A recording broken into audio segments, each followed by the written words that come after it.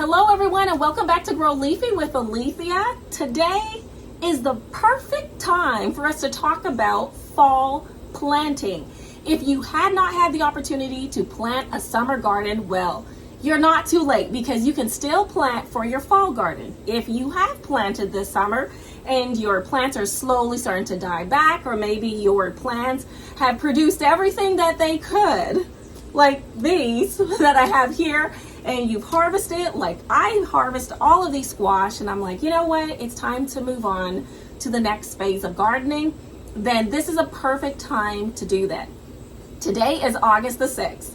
And so I'm going to show you some things that I'm going to be doing to prepare myself for my fall garden, and what you need to do, some things that you need to consider as you prepare for your fall garden as well. So get a piece of paper, pencil, pen, whatever you need, take some notes, and let's get this started. Now, before I move all of this out of the way so that I can bring my planting materials, I just want to let you know that I have had a decent harvest of squash. And so I've had these cute little yellow squash scallops that I've been harvesting. Oh my goodness, this looks like a little pumpkin, but it's not. It's a squash. And then I've had yellow squash, zucchini squash. I have some melons and Burgess squash, spaghetti, and some butternut as well.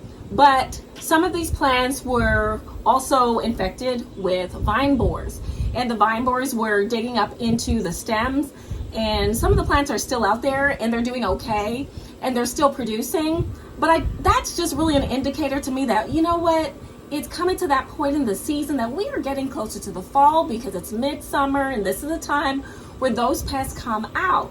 And so there's a lot that you can do to prevent it, and that would be for another totally different video because we're really focusing on the fall garden. But these are other things that just kind of alert you, like at what point you are within the season. So there's a certain point in the season that you deal with certain pests that start to come out. You might prevent them, but they're gonna come anyways, whether you prevent it or not. And so I know as we are approaching, I'm like, let me look at the date. What date are we at? Because I really need to consider when my first frost date is. So that's what we're gonna get into next. Let's talk about your frost date and how that works out with planting your fall garden. But I just want to show you what I've been harvesting, and some of these plants have already been taken out of the garden. And so what I'm doing right now is just curing them. They're just sitting out here, and I'm actually going to reassemble them so that they're in a single layer. But I just wanted to first show you, oh, this is heavy. Just wanted to first show you, if you can see it, what I've harvested first before I start my fall garden. As you're thinking about planting a garden, no matter whether it's in the spring, the fall, you really need to consider when your frost dates are. So for example, in the spring, I had to consider when my last frost date was, because there's certain plants that don't want to be put into the ground. It cannot, or they would die if I would put them in there before that frost date, okay? But in the fall, you want to consider when that first frost date is. And so I'm in zone 6, here in zone 6. My first frost date is on October 29th. Now, it's predictable that it's October the 29th. You know, that could vary. It could be a week later, it could be a week or two earlier. But you do want to consider how many days you have until that first frost date. Because depending on what the crop is, there's certain crop that likes cool temperatures, frost hardy, and then there's some that are very, very sensitive, and they only like that warm summer type feeling. And so the crops that I've had pretty much in the summer were all that warm type, loving type crops that love full sun, they love the heat, they are heat loving type plants.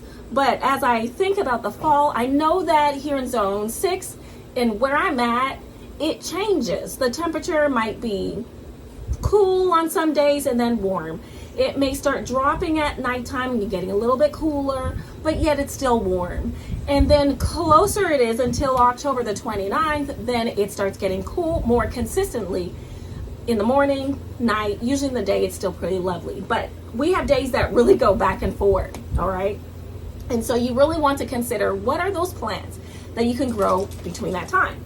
Now, you want to think of that date. So I said October the 29th is my date. And I have literally just a plain old piece of paper. You can get very fancy. You can use spreadsheets. You can use calendars. I use calendars as well. But I just grabbed a piece of paper and I just started writing just a few things down, what I'm going to discuss with you. I just wrote it down on this piece of paper to help me start planning that out. And I did that today. And so October 29th is my day. So from today, November, today's not November, but from today, October, oh my goodness, I'm really off thinking October.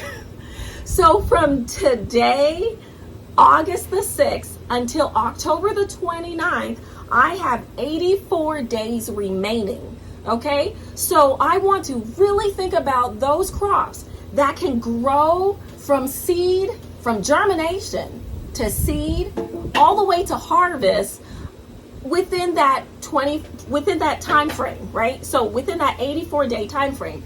And then because I don't want them to run into a situation where they catch up with October the 29th and they're not fully ready to harvest, you also want to give yourself some extra days, right? So give yourself some extra time, maybe another 10 days prior to that, like maybe 2 weeks. So you really want to think, okay, so maybe between 70 to 84 days, you really might only have 70 days. I may only really have 70 days, okay, to 84 days.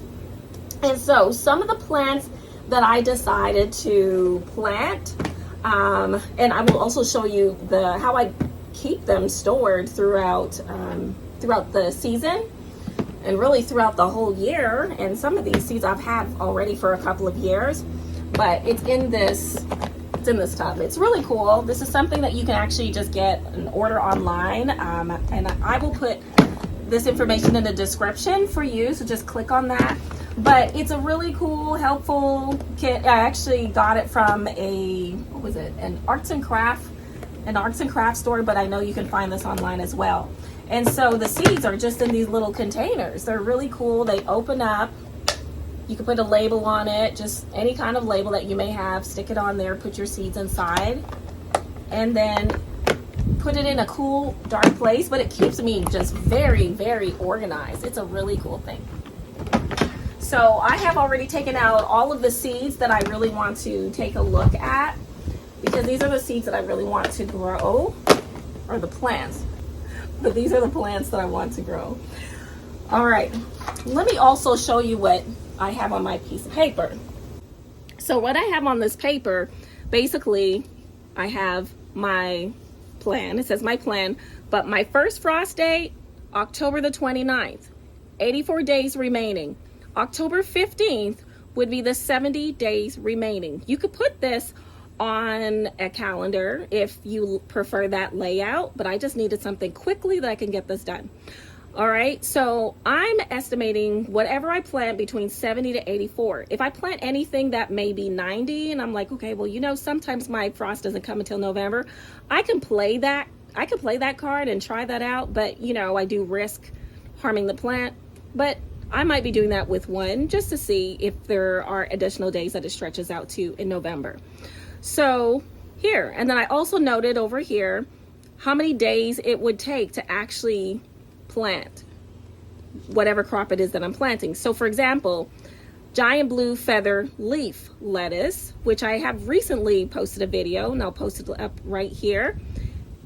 That takes 50 to 60 days from the time that you start it from seed until harvest. 50 to 60 days. That does fit within the 84 days. Radish takes between 25 to 40. I'm not sure if I'm going to do this herb. It says dill, but I may do that indoors as a microgreen or something else instead. But so let's skip that. But look here, 60 to 90 days. Sugar snap, peas, bush beans, scarlet runner. Now, the sugar snap peas typically are quicker, but some of these might take a little bit longer. So that one is kind of playing it kind of close. So we'll just see how that goes. Beets, lovely. Look, 50 to 70 days. That fits within the time frame. Carrots, it does, but then it does not. But we'll see. Kohlrabi, 50 to 60. Turnips, 50 to 60. summer squash. If you had a bad situation with summer squash and a lot of bugs, like I've had some issues with that with squash bugs, I'm going to go ahead and, give it a shot one more time to plant some more summer squash. 50 to 60 days. I have enough time to do that. That's a warm, loving plant, but you can still do that within that time frame because it still fits. Winter squash, kabocha. I've never planted that before, but I'm going to this time. But look, there's only really actually 50 to 60 days for kabocha. I got to find those seeds, but I would like to try that. And spaghetti takes longer. It takes up to 100 days. So I'm not sure about that, but I still might risk it and try it just to see an experiment. Collards, 50 to 60. I have a lot of people asking me about collards. Like, do you have any collards? I would like to eat some collards, like just friends of mine. And so I'm going to go ahead and make some collards so I can share it with some friends and people that I know. And then 50 to 60 days for cucamelons. I didn't get much of a cucamelon harvest, and so I'm going to go ahead and try it again and go ahead and plant the cucamelon. That gives me time.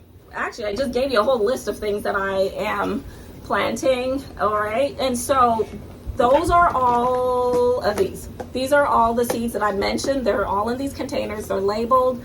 And so I'm going to get ready to get those started. I'm still kind of like wondering whether I'm going to get them started indoors or outdoors. So I work full time. And so that is another step to be able to start them indoors, which I could. I do that in the winter time around the spring, winter time for my seeds when I'm preparing for the spring garden. But I start them indoors, but that's because it's cold outside.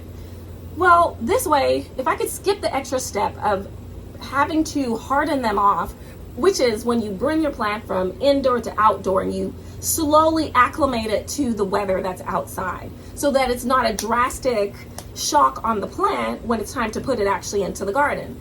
And I might skip that step and maybe just start a lot of these seeds outside, not necessarily in the garden, because that sun, I just don't want these cool loving crops to get burned by the sun or harmed at all. Okay, any kind of shock to it, I may start it like on the patio. So if you have another area where it still might not be directly in the sun, where it's still a little bit cooler, you got some shade, but there is sun, but you just really got to watch it, because when you're starting it outside, you need to make sure that it's watered and that it's not drying out. So that's what I might do, try it outside, and let's just kind of see how that goes. But in a tray cell, you can start your seeds directly into the ground. You definitely can. So I do have my root crops like my beets, turnips. They do need to be planted directly in the soil because they don't like being transplanted. The other thing is I'm going to probably use a lot of my containers as well, and not my complete growing space. So here I'm just going to show you some visual of that. I've got two large garden spaces. They're about 200 square feet each, okay, in the garden enclosures.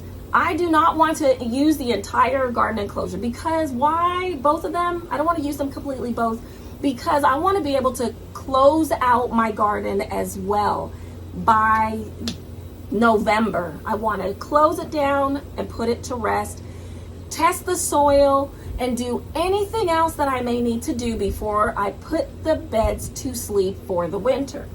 And so I'm going to use as many minimal growing locations in my garden. So I'm going to use my containers that I have. Check out these containers.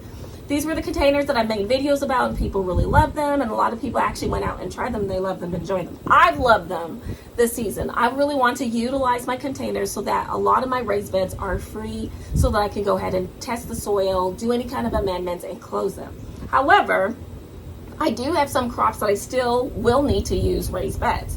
So I'm going to use some of my round raised beds and then my rectangular shaped raised beds for a lot of my root crops, like my radishes, beets, turnips, kohlrabi. So I am going to use that. So I would say maybe about 50% of my garden space is going to start going to rest, while I will be putting these new crops into those raised beds that I will be using, and also the pots. I want to use the pots as much as possible. Another thing that you want to consider as you're starting your fall planting is to clean up your summer garden, okay? So like I mentioned, I've had crops that I've had to pull because I had vine borers. I had to clear that up. I have done a really good job this year with preventing disease. But I did notice on one or two of my plants of squash that also had the vine borers, I was starting to get powdery mildew. And so I had to do a significant amount of pruning, and a couple of those plants had to be taken up because I'm not going to jeopardize the rest of my plants in the garden. But I had to take them up because the vine borers had done so much damage to the main stem. It just, as I was pulling it, the stem just split in half. Okay, but luckily I was able to harvest what I needed to. So you just want to make sure that you're cleaning up any kind of debris, anything that just doesn't need to be in the garden. You want to start with a clean slate of your fall garden without a whole bunch of carryover of your summer stuff. Now keep planting if you have your summer garden. Like, don't take those things out, but anything that's just maybe laying around, just clean it and tidy it up. Another reason for that is because certain pests or certain insects like to hide underneath your debris. And if you're starting to plant some of your brassicas and those leaves, they're going to hide under that. The earwigs like to, the slugs, even the roly-polies, they all like to hide under your debris. So go ahead and clean it all up, because you just, as you're dealing with these young plants, you don't want to just put them in there and then having those pests or those insects chewing it all up. Another thing is you want to consider is the amount of sun that you're having shine down on that area of your garden. Now, as we're transitioning from the summer into the fall garden, the sun, this August month is one of the hottest months, I think, for most people that are gardening, and if it's summertime for them. And so during this time, you may need to find some kind of shade cloth to put over these frost-loving plants, cool season type plants, because they're not going to like that direct sun on them constantly. Now, the area of my garden that I am choosing has some trees around it, so there is partial shade, and I think they will do fine. That should provide some part of a shade cover for it. But if I notice that it's a little bit too much, I'm going to have to put some kind of protection over it. That is just another tip I want to give you. If you have any questions, go ahead and post some questions. And if anyone else, even in the comments, would like to give feedback, I'm always more than welcome and open to listen to any kind of feedback or questions that you may have. I do believe that this is a gardening community where we are here to support one another. And so we are all learning together how to grow and continue how to grow our own food so that we can benefit from the fruits of our labor. So that's it. That's everything. Okay? So these quick tips that I'm giving you, just make sure that you know when your first frost date is and calculate it, okay? Remember to start picking crops that are more cool season type crops that don't mind a little bit of a coolness, or that are cold hardy crops. And if you did not get to plant in a summer garden, now is a perfect, wonderful time to plant in your garden. The other thing is to consider, remember, is that you may start some of your seeds indoors, and if you do, then you need to figure out how you're going to be hardening that off into the garden. And if you're starting out on a patio in a shaded area with some sun as well, you can do that as well, or start directly into your soil. And also remember, when you are doing this, that these cool plants, these plants that like that cooler season, may need some kind of shade or protection from that direct sun, and that extreme sun with the heat might be a little bit too much for them. So you want to do your best to protect them. But I hope that you liked this video. I hope that you did learn something from it and that you enjoyed it. If this was helpful, please share this with someone else. I know there's many other people that have been asking me about how do I start gardening and what should I do, and I just really hope that these tips will be helpful to you or someone else.